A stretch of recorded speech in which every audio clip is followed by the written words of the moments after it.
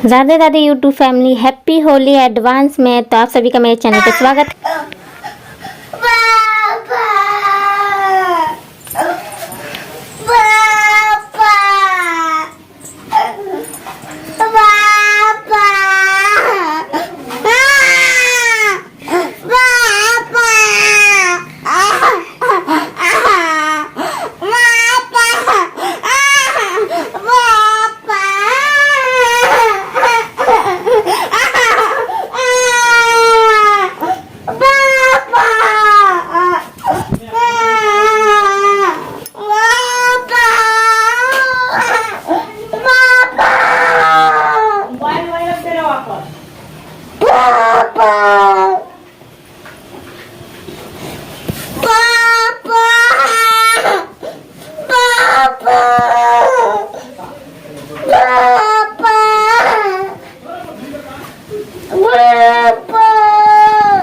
Friends, आज है 24 तारीख। तो आज है होलिका दहन। होली से पहले होलिका दहन की रस्म होती है। तो डुग्गू आज ना बहुत ज़्यादा मिस कर रहा था अपने पापा को आज के दिन, और बहुत ज़्यादा रो रहा था। आप सभी देखे ही होंगे कितना रो रहा है अपने पापा को याद करके। तो ये देखिए, जैसे कि मैं सरसों भूनी थी तो उसे पीस ली थी, और आज होलिका दहन है तो इसका बुकवा लगेगा, जिसे हमारे गाँव में बुकवा कहते हैं। तो ये देखिए, मैं इसका लेप बना चुकी हूँ। हल्का से इसमें हल्दी ऐड करके मिक्स कर दी हूँ। तो मैं मम्मी जी को लगा के आ गई हूँ। मेरे बिल्कुल हाथ पीले पीले हो गए। तो फिर मम्मी जी अब पापा जी को लगा रही हैं, और लग जाएगा फिर मैं डुग्गू को लगाऊंगी, क्योंकि दिन में डुग्गू नहीं लगवा रहा था। जब मैं लगा रही थी दिन में तो वो रोने लगा और पापा को याद करने लगा, क्योंकि उसको घिन आता है, इसी वजह से वो लगवा नहीं रहा था। तो मम्मी जी बोली छोड़ दो, कोई बात नहीं, जब ये रात में सो जाएगा ना तब आराम से लगा देना। तो ये रात में सो तो गया है, फिर भी ये इसको पता चल गया है। तो इधर से उधर हिल रहा है, नहीं लगवा रहा है। कभी इधर खींच रहा है तो कभी इधर खींच रहा है, कभी पैर से मार रहा है। फिर भी रस्म तो रस्म होती है, थोड़ा थोड़ा हाथ पैर में लगाना ही पड़ता है, क्योंकि जो 1 साल की जो गंदगी होती है शरीर की वो निकालनी पड़ती है। मतलब ये शुरू से ये रस्म होता रहा है और शायद होता भी रहेगा। तो देखिए, डुग्गू का बुकवा तो लग गया है। पहले मैं इसका नेल्स काटती थी, क्योंकि नेल्स बहुत जल्दी इसके बड़े बड़े हो जाते हैं, और जब ये जगह रहता है तो नेल्स भी नहीं कटवाता है। जब ये सोता है, आप सभी देखे होंगे, सोता है तभी मैं इसके नेल्स काटती हूँ। तो नेल्स काटने के बाद मैं इसको बुकवा लगाई हल्का हल्का, बड़ी मुश्किल से लगवाया। पहले तो मैं चादर पे शॉल बिछा दी थी, क्योंकि कलर लग जाएगा हल्दी का तो छूटेगा नहीं, इसी वजह से। तो चादर थोड़ा हल्का है, इसी वजह से मेरे को शॉल बिछाना पड़ा। जो भी बुकवा होगा उसी पे गिरेगा। ऊपर से जो बुकवा है ना, इकट्ठा करके जहाँ होलिका दहन होता है ना, वहीं पे ले जाया जाता है जलाने के लिए। तो इसी वजह से मेरे को शॉल बिछाना पड़ा, ताकि आराम से मैं उसको हटा के नीचे झाड़ दूँ। तो मैं झाड़ लगा रही हूँ यहीं पे, डुग्गू का भी बुकवा यहीं पे गिरा दी हूँ। मैं वो सोची कि अपना भी लगा लूँगी, तो सारा इकट्ठा करके एक कटोरी में रख दूँगी। तो सुबह मम्मी जी या पापा जी लेके जाएंगे 3 या 4 बजे के करीब, इसी वजह से। तो डुग्गू को लगने के बाद मैं भी आ गई लगाने। तो पहले मैं फटाफट पैरों में लगा ली, फिर हाथ में लगाई। बिल्कुल मेरा हाथ पैर पीला पीला हो गया है। मेरे को आज याद आ गया था अपनी शादी का, जब मेरी शादी होने वाली थी ना, तो ऐसी 1 महीने पहले या 15 दिन पहले ये बुकवा लगता है। ये रस्म होता है शादी से पहले। तो मैं ज़्यादा तो लगाई नहीं थी, 10 दिन पहले से, मेरी जब शादी बाकी था ना, 10 दिन पहले से ही बुकवा लगना शुरू हो गया था। तो मैं इतना लगन लगा था, बिल्कुल पीली पीली हो गई थी। तो मैं सोची चलो बुकवा बचा है तो मैं फेस पे भी लगा लेती हूँ, फिर मौका मिले ना मिले। वैसे बुकवा लगाना चाहिए हमेशा, क्योंकि फेस पर अलग ही निखार आ जाता है। ये तो देखिए, मैं मुंह धो के आ गई हूँ, साबुन नहीं लगाई हूँ, सिर्फ ऐसे ही पानी से धो के आ गई हूँ, क्योंकि सुबह तो नहा धो के पूजा वगैरह करना है।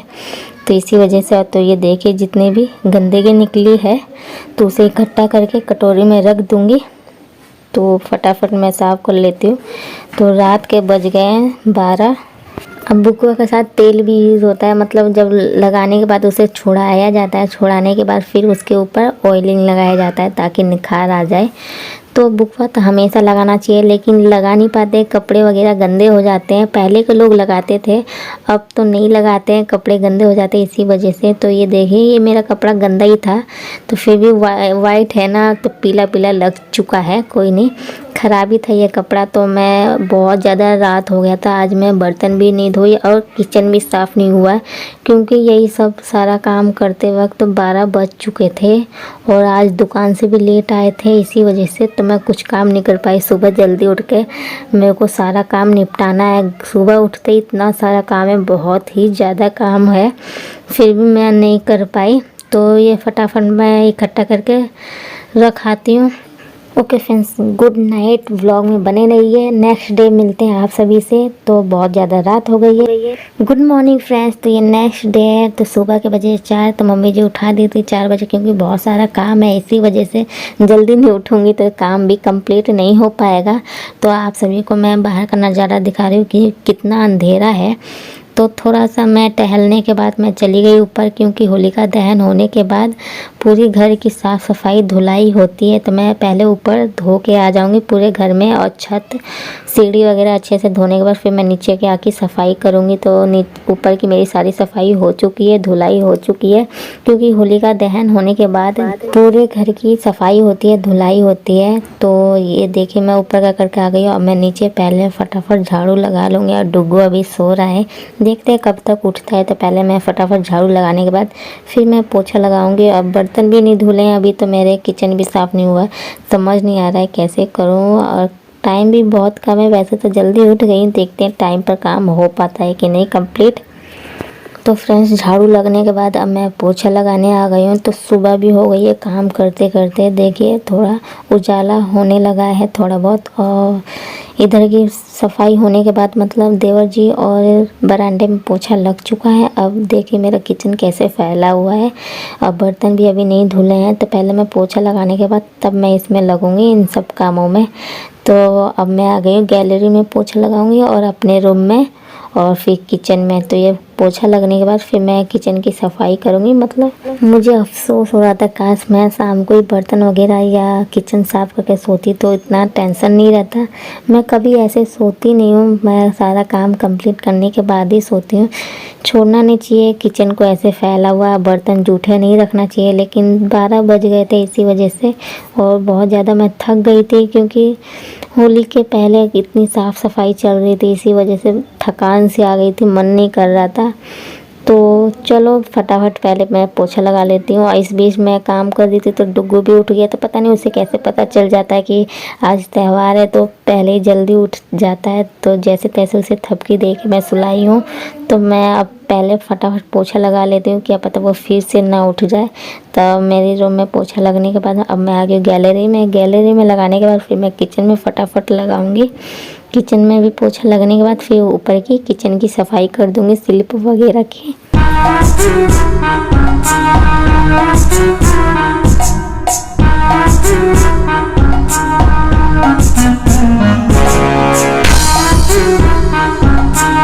अब मेरा नंबर आ गया किचन का। तो ये जितने भी सामान फैले हुए थे, पहले मैंने सारा सामान जो जहाँ रहता है तो वहाँ रख दी हूँ जमा के। और ये देखिए आज मेरे को जहाँ इसके ऊपर सब खाना वगैरह रखाता है, तो इसको मैं अच्छे से लिप दूँगी, क्योंकि अच्छे से लिप देंगे। होली का है, होली से पहले ये पूरा साफ़ सफाई करना ज़रूरी है। वैसे तो रोज़ इतना डीप क्लीनिंग नहीं हो पाता है, लेकिन त्यौहार के दिन तो पूरा डीप क्लीनिंग करनी ही पड़ती है। तो त्यौहार पर ही एक अच्छी सी सफाई हो पाती है। वैसे तो मैं करती रहती हूँ, लेकिन त्यौहार पर और अच्छे से करनी पड़ती है। तो ये देखिए मेरा ऊपर का सारा अच्छे से मैं पोंछ दी हूँ, वॉलपेपर को भी अच्छे से पोंछ दी हूँ, क्योंकि छींटे वगैरह चले जाते हैं ऑयली वगैरह। तो किचन की सफाई करने के बाद फिर मैं बर्तन धोई। बर्तन धोने के बाद फिर मैं फटाफट नहा धो के तो रेडी हो गई हूँ, और मैं नीचे रूम में पूजा कर चुकी हूँ। तो आज होली है, तो आप सभी को हैप्पी होली फ्रेंड्स। तो नीचे पूजा करने के बाद मैं आ गई तुलसी जी को। तो आज अबीर से पहले भगवान जी को लगाया जाता है। तो जहाँ जहाँ मैं पूजा करूँगी तो पहले अबीर से सारे भगवान जी को अबीर लगाई और मैं ऊपर भी तुलसी माता जी को भी अबीर लगाई। और इधर डुगू कह रहा है मम्मी आप अबीर क्यों लगा रहे हो, कलर क्यों लगा रहे हो भगवान जी को। कह रही हूँ भगवान जी से भी होली खेली जाती है बेटा। तो कह रहे मम्मी मैं भी लगाऊंगा। तो इधर ये पत्ते तोड़ रहा था तो मैं मना कर रही थी बेटा पत्ते नहीं तोड़ते हैं, ऐसे पर बात नहीं किया जाता है, जय जय किया जाता है। तो अभी छोटा बच्चा है उसे क्या समझ, तो फिर भी समझाया जाता है ताकि जैसी उसे शिक्षा देंगे बच्चे वैसे ही सीखते हैं। तो तुलसी जी के पास मैं पूजा करने के बाद आ गई सूरज भगवान जी को जल देने। तो मैं जल में ही थोड़ा सा अबीर डाल दी हूँ क्योंकि मेरे को समझ नहीं आ रहा था कि सूरज भगवान जी को कैसे अबीर लगाऊं। तो मैं उसी में ही हल्का सा अबीर डाल दी हूँ और एक फूल। तो फटाफट जल देने के बाद तो भगवान जी को भगवान जी को अबीर लगाने के बाद फिर उसके बाद माता पिता को भी लगाया जाता है अबीर। तो जैसे भगवान जी हैं तो वैसे पूजनीय सास ससुर भी है। तो अब मैं फटाफट नीचे जा रही हूँ। पापा जी नहा धो के रेडी हो गए, मम्मी जी बुला रही थी कि जल्दी आओ नहीं तो पापा जी चले जाएंगे दुकान पर। तो मैं फटाफट आई। तो इधर मैं प्लेट में अबीर डाल रही हूँ। तो इधर पापा जी कंघा वगैरह कर रहे हैं, रेडी हो रहे हैं। तो हमारे यहाँ कपड़े वगैरह फाड़ देते हैं, इसलिए पापा जी को बोला गया कि ख़राब कपड़े पहनेगा जो यूज़ में ना हो। तो देखिए पापा जी ऐसे कपड़े पहने हैं। तो देखिए मैं मम्मी पापा को अबीर लगा दूँगी और फिर उनका आशीर्वाद लूँगी मम्मी पापा का। तो कोई डिस्कशन हो रहा था कि इस तरफ खड़े हो तो इस तरफ। तो फिर पापा जी को अबीर लगाने के बाद मैं आशीर्वाद ली। तो तभी सफल होता है, तब जैसे भगवान जी को पूजा जाता है वैसे सास ससुर को भी पूजिए, तभी पूजा में सफलता मिलती है। तो अगर आज सभी को आज का छोटा सा ब्लॉग पसंद आया तो लाइक शेयर कमेंट सब्सक्राइब जरूर कर दीजिएगा। साथ ही साथ बेल आइकन को जरूर प्रेस कर दीजिएगा ताकि आने वाली नोटिफिकेशन आप तक मेरी पहले पहुँचती रहे। तो ये देखिए फ्रेंड्स, जैसे जैसे मैं कर रही थी तो डुग्गू भी मेरा देखा देखी वैसे वैसे अबीर लगा के आशीर्वाद ले रहा था अपने दादा और दादी से। तो जैसे बच्चे देखते हैं ना, बच्चे भी वैसे वैसे सीखते रहते हैं। तो देखिए पापा जी और मम्मी जी को लगाने के बाद आशीर्वाद हम दोनों माँ बेटियों ने ले लिया है।